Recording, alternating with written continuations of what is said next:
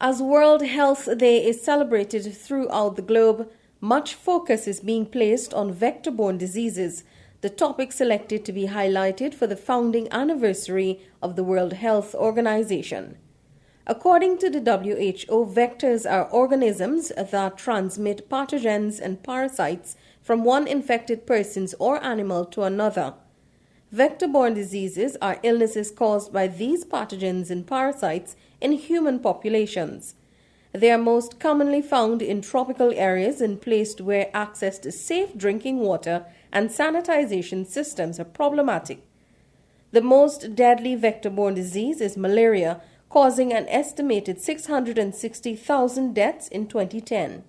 Most of these were African children. However, the world's fastest growing vector-borne disease is dengue, with a 30-fold increase in disease incidence over the last 50 years.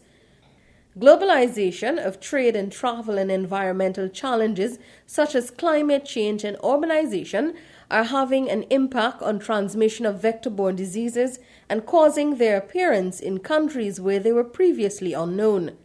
In this region of the world, the Caribbean Public Health Agency, CARPHA, is one of the leading organizations tasked with implementing measures to attain the approved objectives of the CCH, in particular communicable diseases. To observe World Health Day 2014, CARPHA launched a public information campaign to spread the word on vector-borne diseases. Speaking at its media conference, Dr. Karen Paulson-Edwards, Senior Technical Officer, Vector-borne and neglected tropical diseases at CARPHA, outlined some of the most common vector-borne diseases in this region. Trinidad and Tobago was declared malaria-free in 1965, but between 1990 to 1991 and 94 to 1995, two small outbreaks occurred. Although these outbreaks were successfully dealt with, Trinidad and Tobago, like the rest of the Caribbean, can ill afford to deal with the re-establishment of malaria based on our ailing economies and the potential severe consequences of high levels of illness and death.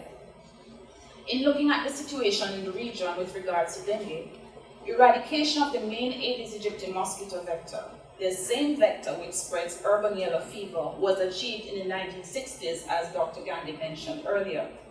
However, with the breakdown of public health systems and development of insecticide resistance in mosquitoes, the Aedes aegypti populations became re-established and have exploded to the extent where all islands are infested, with most reporting high population densities of the mosquito.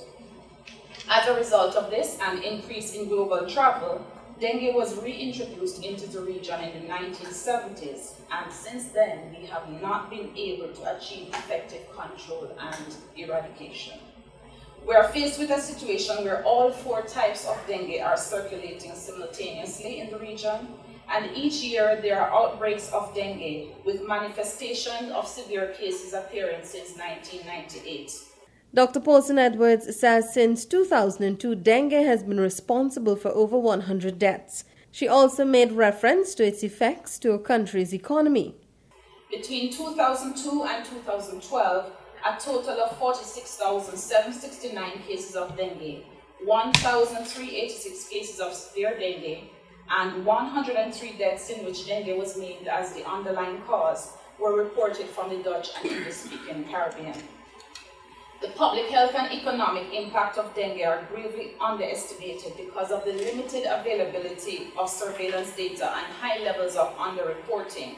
However, based on the figures from the 1981 dengue outbreak in Cuba, in which 344,203 cases were reported, and a cost of approximately $103 million incurred to address the outbreak, we can safely say that an outbreak of this magnitude would cripple many of our economies, which are heavily dependent on tourism.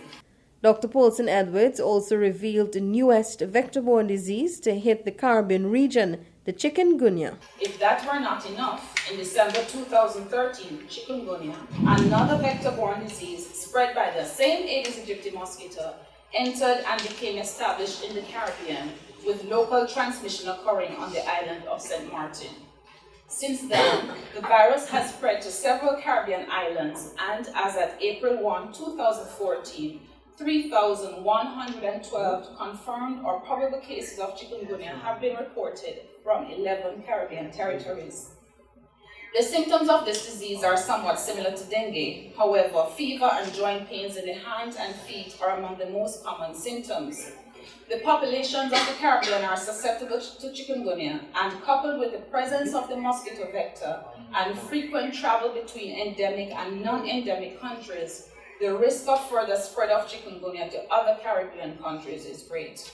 Later on at the question and answer segment of the media conference, Dr. James Hospitalis, Executive Director of CARPHA, explained the origin of the chikungunya disease. Where did chikungunya originate? It originated in the 50s from East Africa and spread during the 60s and 70s, more in that part of the world and into Asia. During the 1980s, things were relatively quiet, and then it has re-emerged and then spread further. So last year we were thinking it's only a matter of time before it arrives here, given the amount of travel, given the level of mosquitoes, and given that everybody is susceptible. And in fact, so said, so done. It arrived in the French side of the island of St. Martin in December, and since then 11 countries have reported cases. There is no cure for dengue, malaria, or chikungunya. However, CARPHA is reminding citizens that they can protect themselves by reducing exposure to mosquitoes by using insect repellent, wearing long sleeve shirts and long pants, as well as placing barriers to prevent mosquitoes from entering homes through doors and windows. The theme for World Health Day 2014 is Small Bites, Big Threats. Felicia Wilson, Mon News 4.